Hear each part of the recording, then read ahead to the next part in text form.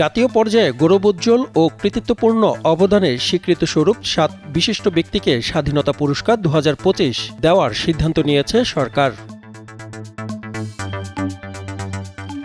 এছাড়া সাবেক রাষ্ট্রপতি জিয়াউর রহমানের স্বাধীনতা পুরস্কার বাতিলের সিদ্ধান্ত রহিত করেছে সরকার। মঙ্গলবার মন্ত্রী পরিষদ বিভাগের এক বিজ্ঞপ্তিতে এ তথ্য জানানো হয়।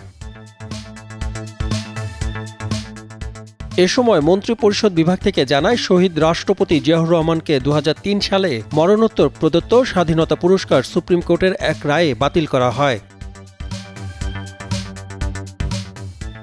আদালতের সেই রায়ে জিয়াউর রহমানের প্রদত্ত স্বাধীনতা পুরস্কার বাতিলের কোনো নির্দেশনা না থাকায় এখন যে কোনো ব্র্যান্ডের পুরাতন এসি বদলে নতুন ওয়ালটন এসিতে উপভোগ করুন ২৫% ছাড়।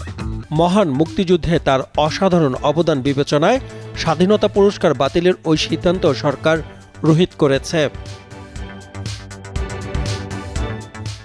এর আগে ২০১৬ সালে প্রয়াত রাষ্ট্রপতি জিয়াউর রহমানের স্বাধীনতা পুরস্কার প্রত্যাহারের সিদ্ধান্ত নিয়েছিল ফ্যাসিস্ট আওয়ামী লীগের নেতৃত্বাধীন সরকার। পরে জাতীয় জাদুঘর থেকে তার পুরস্কার, মেডেল ও সম্মাননাপত্র সরিয়ে ফেলা হয়। সাদমান সাকিব, কালের কণ্ঠ।